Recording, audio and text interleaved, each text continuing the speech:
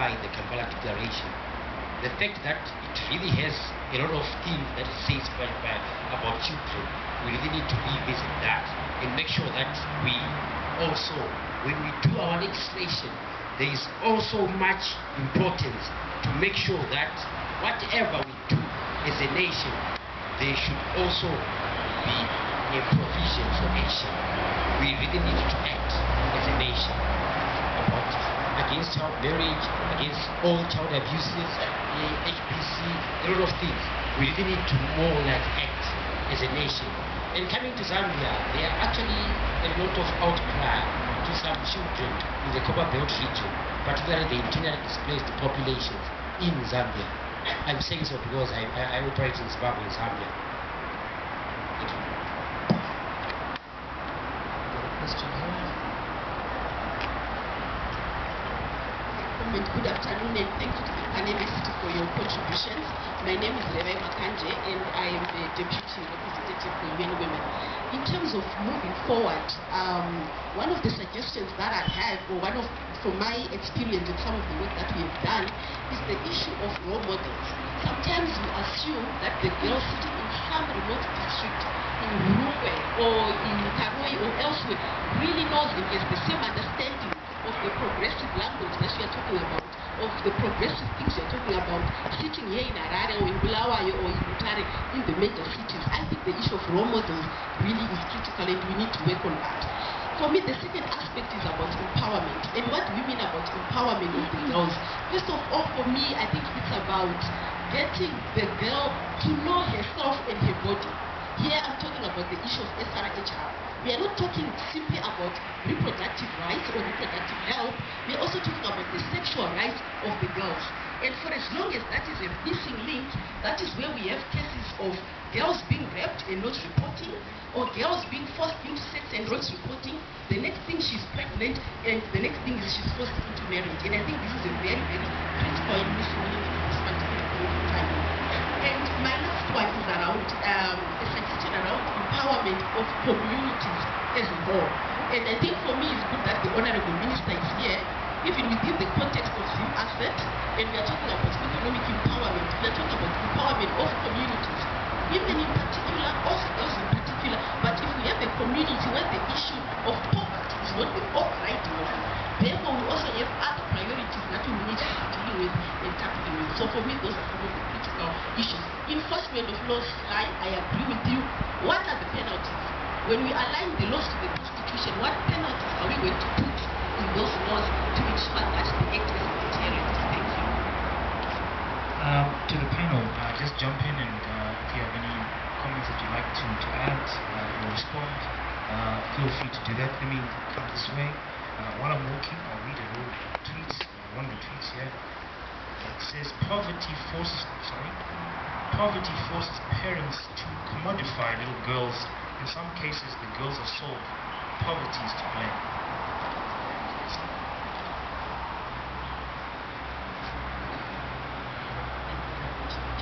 My name is Chirawu. Thank you so much to the panelists. I think it was very informative. But I would like to point out something in relation to the court system in Zimbabwe. I witnessed many times where these cases are brought before the magistrate, and in mitigation, it's actually a mitigatory factor that the rapist agrees to marry the girl. So he actually goes away scot-free with community service because he's agreed to marry her off. So when I'm looking at that, you can actually see that culture is actually getting into the mindset even of the magistrate.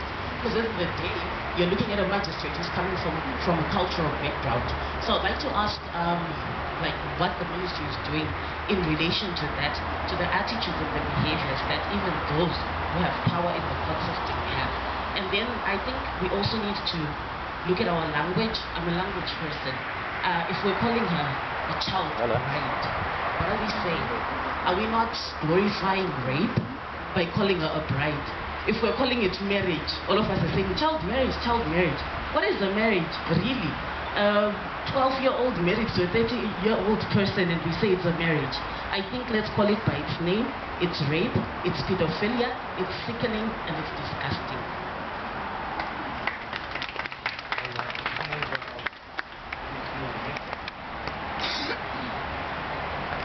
Very good afternoon, everyone, to our panelists and everyone present. My name is Mr. Chirawu. I'm an academic. I've got 2 points. My first being, I feel one solution we should address is sexual education and counseling to make it mandatory in our schools, because it's more of a generational problem that we have, whereby our children and the adults are not aware of certain things. And yes, we may have social media and all those things we can think we can use to educate people, but if we try engage with, say, the Ministry of Education, and then have it in our curriculums that specific things are clearly dictated by teachers, whoever it is, at university level, at, I don't know, the O-level, A-level, sector, such that everyone is aware of that being a problem. Everyone is aware of this being something that can socially impact a child. And even from a, from a induction basis, to try and solve that from school level going up. That's my point number 1. And the last point, I would also like to pose a question concerning age. We can allow a child to drive at 16, vote at 18. Why are we sticking to 18 for marriage? Why don't we jump into 21? Because every parent here will not be in support of a child getting married at 18. Why are we legally supporting that? Can we not put it back to Parliament and the nation at large to change that, please?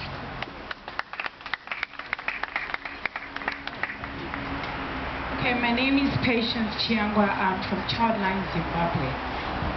I want to build on the point of child brides, calling it rape. Yes, indeed, it is rape. And why I'm saying that is that there was a headline saying 5,000 children are raped annually. And when we are working at Childline, we often have cases where perpetrators are guilty, and they will say they are going to marry the child. And that will be like a temporary agreement, so to speak. The children are never married, they are then left after the proceedings in court have been concluded. This is just a way of the perpetrator running away from their crime. And we also appealing to the Honourable Minister. There's a lot of difficulty when handling these cases. We have the police officers, the victim-friendly officers do their best really, but it becomes very difficult when it comes to the prosecutors, and the case just dies there. And in cases where children have to travel to go to court, and sometimes there's like this procrastination because somebody has been paid and the prosecutor is not, the perpetrator is not in court, and so many things happen, and these vulnerable girls do not have the funding to be going, the money to be going to court all the time, and then eventually they give up and they end up being single mothers. So really, we would really want appeal to you to look at the process, the court processes, especially when it comes to prosecutors. And really, no, it's not child bride, it is rape, period. I'll just read a quick tweet here. The saddest thing, says the saddest and most challenging part is that such marriages are often secretly initiated and supported by families. My name is Slyvia. I work with the Zimbabwe Women's Gender Network. I just have a question because actually I was very impressed when I read that, I think 2 weeks back actually, I read that a certain MP read this bill and then it only got reported because he didn't pay what he had agreed to pay. Like he negotiated with the family. So to me, it doesn't make sense. What happens to parents like that? Well, last week there was a case of a girl who was forced by the grandmother to marry a rapist who had infected her with HIV. I mean, is there no law that can deal with such families? Because to me, families should be, the family space should be safe spaces for dogs. But if they are being forced to live with rapists, really, what is that? Thank you. Good afternoon, everyone. My name is Nyara Mombe. I'm from SirNige Live International. It's a girl child rights organization. I want to start by saying thank you very much for the people who have put together this thing, because I think we are towards something good, because if we are gathered and we are talking about child abuse in the form of what we have termed child marriage, I think we, excuse me, we are finally given it the attention that it needs. I was very happy with Sylvia's presentation, and she emphasized the need for a holistic approach in targeting the child, the girl child, to empower him, to include the boy child, to include the community. And I think as SirNige Live, we're a growing organization. We pride ourselves in trying to do that. We're trying a holistic approach.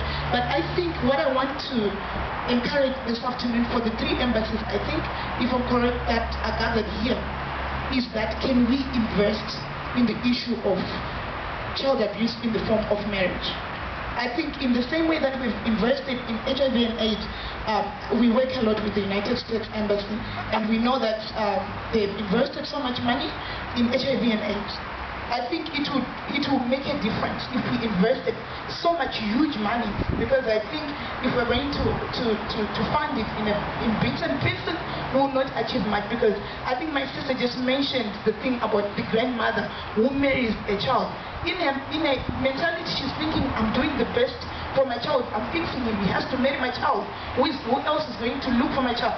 But it's lack of education. It's lack of education on the community front. So my call is, I think Zimbabwe, if we are going to deal with this, we need money into this thing. We need to invest in girls, we need to invest in communities, we need to put money into the issues of child marriage. Thank you.